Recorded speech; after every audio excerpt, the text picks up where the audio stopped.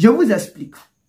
Avoir une bonne formation en élevage est une étape de l'entrepreneuriat. Ça ne veut pas dire que tu vas réussir forcément ton projet entrepreneurial dans l'élevage. Vous savez, tu peux avoir le meilleur produit au monde, mais une fois que tu ne sais pas vendre tes produits, vous savez ce que ça veut dire? D'accord.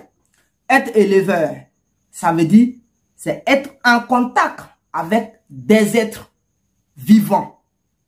Être en contact avec des êtres vivants. Quand on dit être vivant là, les êtres vivants ne peuvent pas passer une journée sans manger ni boire. C'est le cas de ceux que tu élèves, par exemple, poulets. Les poulets ne peuvent pas passer une journée sans manger ni boire. Mais quel que soit alpha au niveau de la race que toi tu élèves aujourd'hui, les prix sur le terrain sont constants. Ce sont les prix qui sont constants. Quand je dis constants, ce sont des prix qui ne varient pas. Donc, si les 45 jours sont arrivés, que tu n'as pas eu de preneur, il faut te dire que toi, tu es un homme mort. Oui, tu es mort. Pourquoi? Parce que à partir de 45e jour là même, là, c'est là même les poulets même vont commencer à consommer. Ils vont manger comme fou. Mais si tu ne les donnes pas, ils vont perdre les poids initial. On est d'accord? Donc, sur les 45e jour, il faut arriver à les écouler rapidement. Mais c'est là l'erreur de plusieurs éleveurs. L'erreur vient de là. Ils courent à droite, ils courent à gauche, devant. Je peux élever poulet. Ils sont là, ils implantent les fermes. J'ai élevé.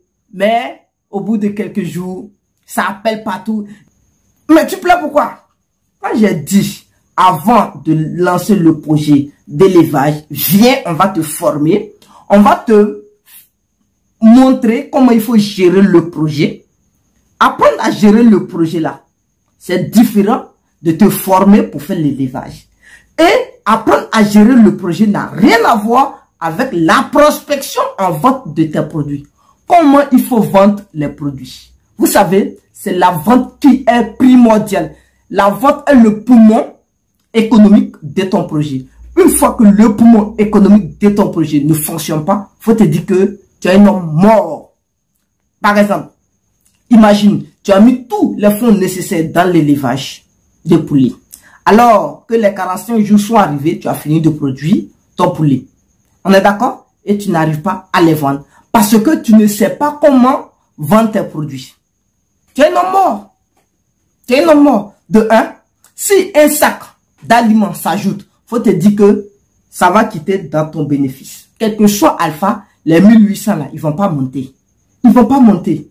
Si deux sacs d'aliments viennent compléter les alimentations, faut te dire que ça va quitter dans ton bénéfice. Donc, ça veut dire, les jours que tu vas faire, les jours supplémentaires là, ça va réduire encore ton bénéfice. Mais tellement que les gens n'ont pas un esprit de vente, je vous affirme que ils ne gagnent rien dans l'élevage. Sinon, le milieu avicole, il est beaucoup rentable, mais ils ne savent pas vendre. Dites-moi combien de personnes qui peuvent vendre leurs produits sans problème, sans contacter un formateur, sans contacter peut-être son technicien, ni son fournisseur d'aliments, ni son fournisseur de poussins. Dites-moi dans les commentaires, combien de personnes? Vous pensez que fait le projet, on vient, on s'installe et puis on fait le projet, c'est fini? Non, non, non, non. Si tu ne sais pas vendre, c'est fini. Alors, tellement qu'ils ne savent pas vendre. Voici la première question. Ce qui arrive. Dès que tu les appelles, quand tu as besoin de poulet, c'est cash. Quand tu dis ça là déjà, c'est cash. Non, moi je veux l'argent cash là. C'est fini. Tu as perdu. Poulet là, ça va sortir. Mais, tu n'auras pas ton argent. Je dis bien que tu n'auras pas ton argent à 100%. Si tu as trop gagné, c'est 70% de ton argent. Le reste là, ils ne vont pas te payer.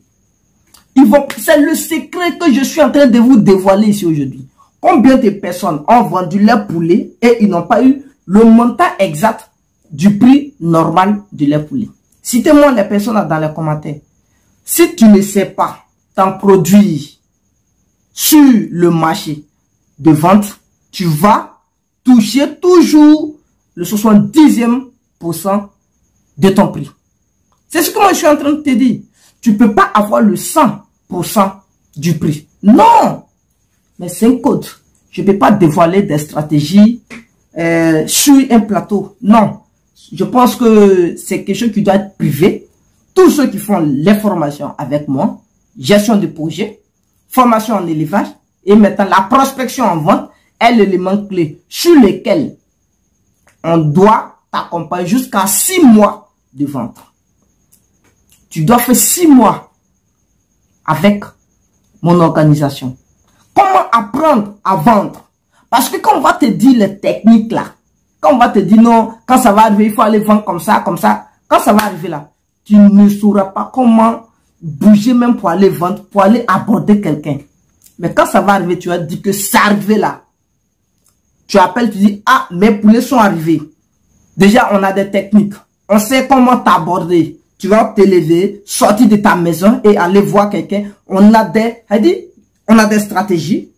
Comment tu vas aller aborder quelqu'un au bout de 2 heures? Allez, ils vont venir prendre tes poulets. Quelles sont les questions pièges que les gens peuvent te poser pour savoir que tu es encore un amateur dans le domaine? Quelles sont les bonnes réponses qu'il faut fournir aux grossistes qui vont venir?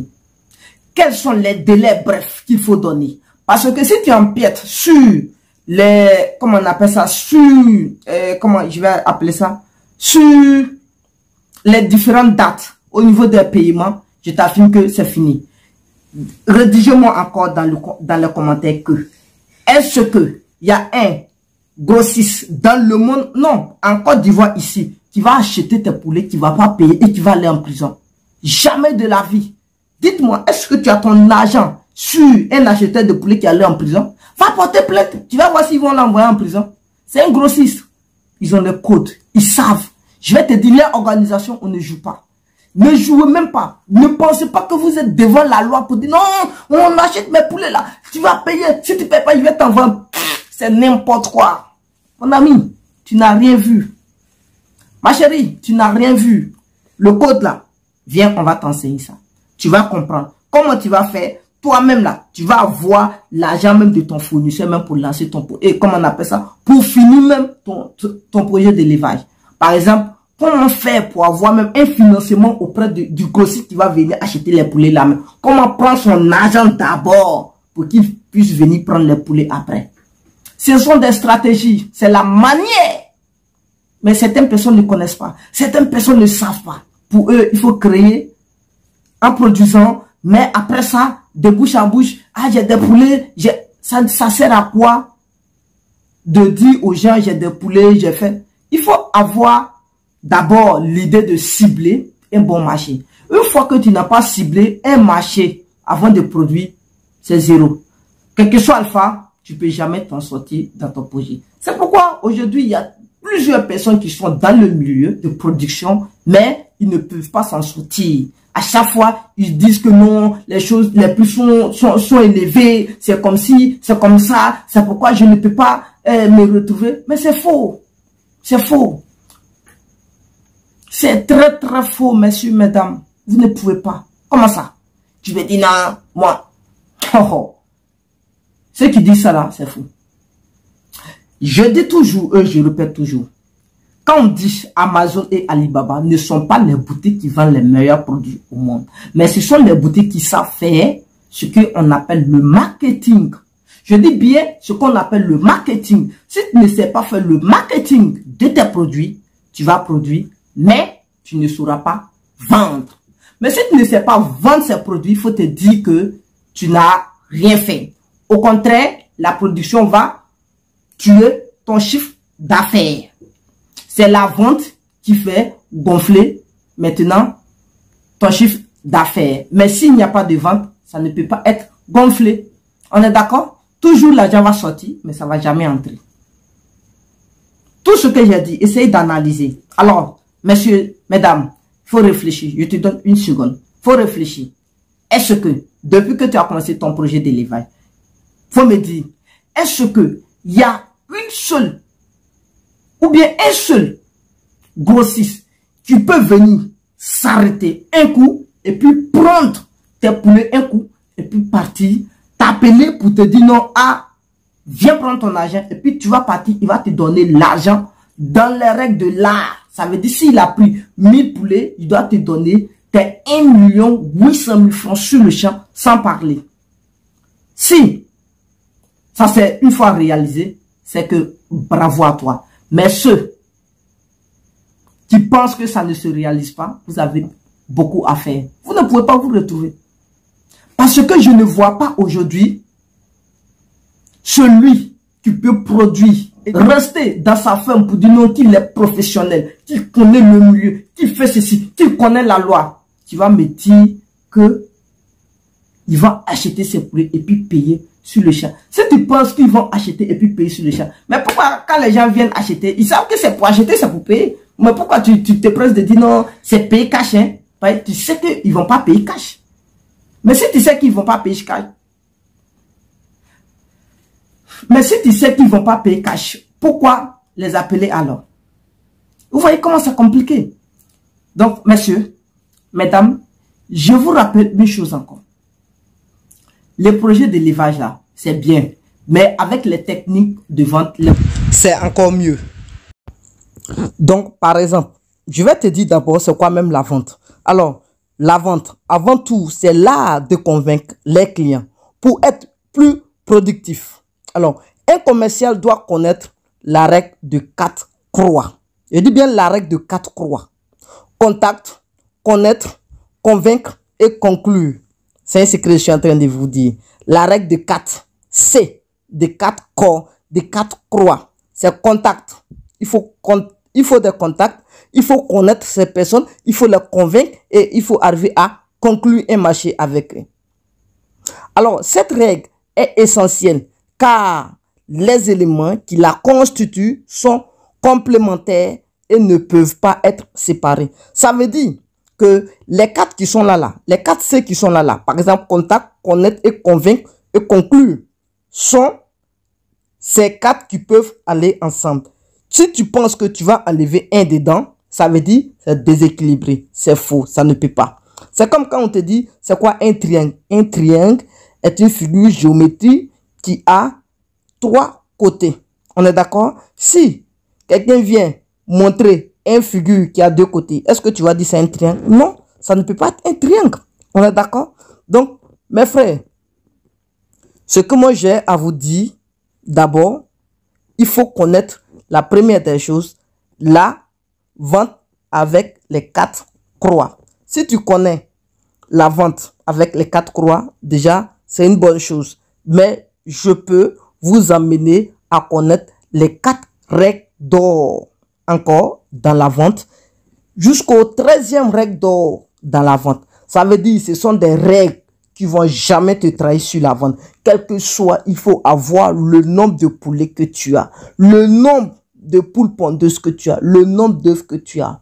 Tout va sortir et tu auras ton argent à 100%. Je dis bien à 100%. Donc, pour moi, comment il faut concrétiser la vente? Mon frère, donc, une fois que, par exemple, vous avez su guider le client vers la conclusion de vente, il est maintenant temps pour moi de formuler le plan d'action. Mais comment formuler le plan d'action? Rappelez-nous un peu le point de la traité ou bien de la finalisation de vos marchés.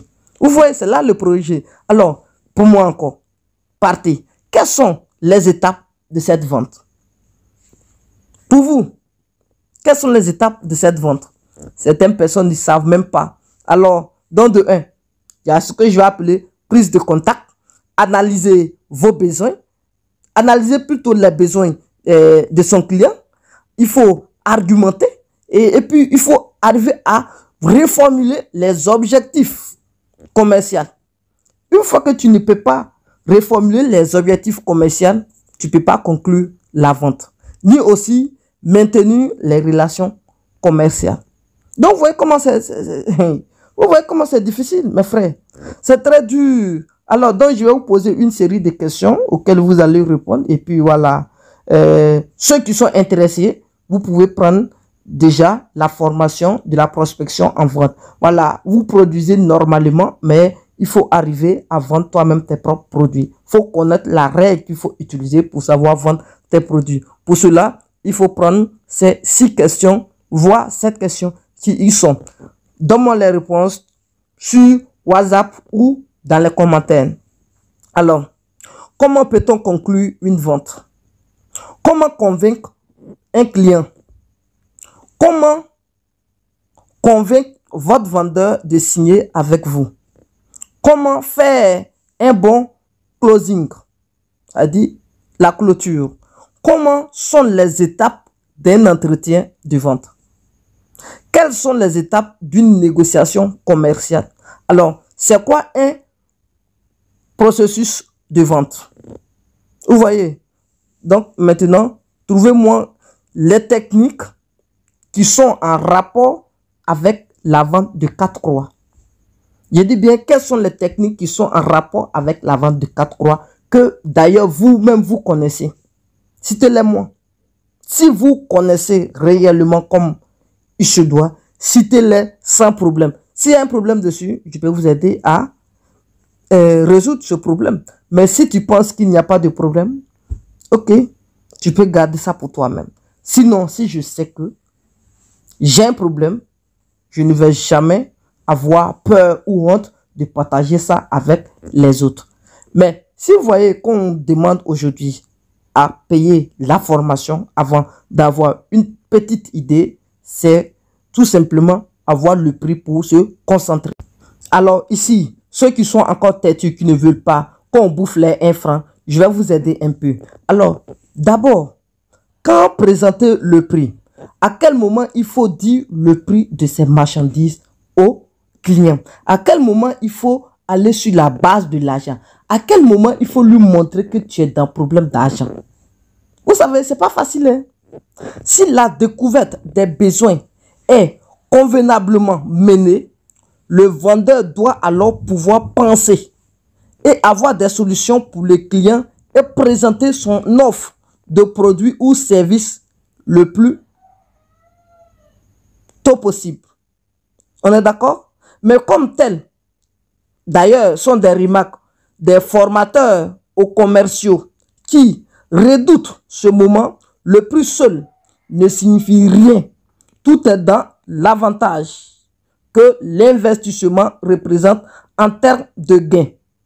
Si tu ne peux pas miser pour gagner, bon, c'est que tu ne fais rien dans la vie alors. Alors, l'économie est une fois encore dans l'intérêt réel de l'offre pour l'acheteur. Donc, il faut te dire que tout ce que tu as fait là, ton travail que tu as fait là, ton peu d'économie que tu vas gagner là, ça serait maintenant dans la vente. Parce que c'est dans la vente, l'économie doit sortir. Mais si dans la vente, tu n'as rien, tu ne peux pas avoir d'économie. On est d'accord? Donc, la nécessité d'aller au bout d'un exposé avant de parler de chiffre d'affaires est que si tu es en difficulté, par exemple, je te donne une phrase utile. Permettez-moi de terminer ma présentation comme cela lorsque je vous ai présenté les prix. Vous saurez exactement à quoi correspond notre prestation. Certaines personnes ne savent pas le dire. Ils ne peuvent même pas parler devant un client. Quand un client dit non, c'est cher, ils ont augmenté le prix des poulets. Actuellement, il y a poulet sur le marché, ils sont bloqués. Ah bon? T'entends? Ah bon? Ils ne savent même pas si c'est vrai ce qu'il dit, si c'est faux ce qu'il dit. Et vous voulez croire en lui. Mais pourquoi lui ne veut pas croire en vous? Alors que vous êtes le propriétaire du produit. Parce que vous avez peur. Vous avez peur qu'il vous laisse partir, qu'il tourne le dos pour dire, bon, ok, je ne prends pas. Bon, c'est fini. Et vous êtes dans l'angoisse. Ça veut dire, c'est à partir de là, vous donnez la conclusion en même temps. J'ai produit, j'ai échoué. On dirait que c'est la fin du monde. Mon frère, ce n'est pas la fin du monde. C'est à partir de là, il faut doubler l'effort. Il faut commencer à réfléchir à double vitesse. Si tu n'arrives pas à augmenter maintenant les chances à partir comment on appelle ça, du moment où le seul client a refusé, c'est fini. Si tu perds l'espoir à partir de là, tu ne peux plus gagner. Tu ne peux plus gagner, mon frère. Donc, maintenant, il faut comprendre pourquoi il ne faut pas tenir tête à l'autre. Parce que ce n'est pas lui seul. Donc, il ne faut jamais tenir tête à lui. Il faut toujours éviter les jugements à l'apporte-pièce introduits par des phrases du style. Comme par exemple, vous avez tort, c'est faux, vous ne comprenez pas. On ne dit pas ça. Vous là, vous ne... Comme, souvent, je regarde certaines personnes arrêtées quand tu parles, dit, c'est faux. Oh, vous avez tort, vous ne comprenez pas ce que je dis. On ne dit pas ça. Voilà, mais je ne vais pas vous dire comment il faut négocier. Prenez contact pour comprendre. On ne dit pas ça. Ayez des objectifs bien représentés par un signal d'alarme ou bien d'achat dans le cas où vous entrez en jeu. Mais si tu n'as pas d'objectif de signal dans le cas où vous entrez dans le vif du sujet, tu vas perdre tes mots et c'est fini. Tu ne peux pas gagner, tu ne peux pas convaincre. Il va te convaincre et il va te manipuler. Il va te donner n'importe quel prix qu'il veut et à la fin du mois, il ne va pas te payer dans les normes. Ou bien à la fin du marché, il ne va pas te payer dans les normes. Il va te mettre dans la confiance, mais il ne va pas te payer. C'est le cas de plusieurs personnes aujourd'hui. Ils prennent des gens pour venir acheter les choses, mais après, ils ne payent pas. Et ça reste dans les coûts. Merci mes frères. Écoutez et suivez, commentez la vidéo si elle vous semble bonne.